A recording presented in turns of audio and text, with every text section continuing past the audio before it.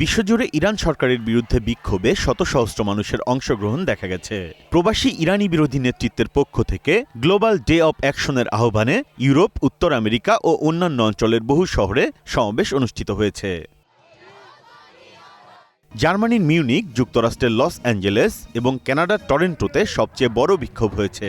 এছাড়া ইসরায়েলের Tel Aviv, পর্তুগালের লিসবন, অস্ট্রেলিয়ার সিডনি এবং যুক্তরাষ্ট্রের লন্ডনে ছোট ছোট বিক্ষোভ হয়েছে। টরেন্টোর বিক্ষোভে অংশ নেয় আনুমানিক 3,50,000 মানুষ। অংশগ্রহণকারীরা বলেন, তারা ইরানের ভেতরে তাদের পরিবার ও বন্ধুবান্ধবের পক্ষ থেকে আওয়াজ তুলতে বিক্ষোভে যোগ দিয়েছেন।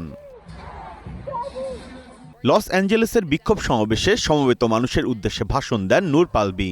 তিনি বলেন, এর আগে ইরানিরা কখনোই ইসলামিক শাসক গোষ্ঠী থেকে নিজেদের মুক্ত করতে এতটা বেপরোয়া হয়ে ওঠেনি।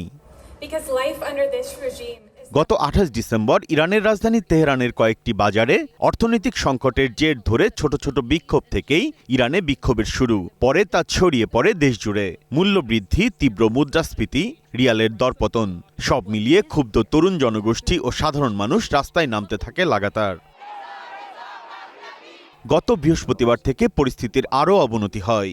ইরানের নির্বাসিত শেষ শাহের ছেলে রেজা পাহলভি সরকারের বিরুদ্ধে আরও জোরালো প্রতিবাদের ডাক দেওয়ার পরই রাস্তা জনসমুদ্রে পরিণত হয়।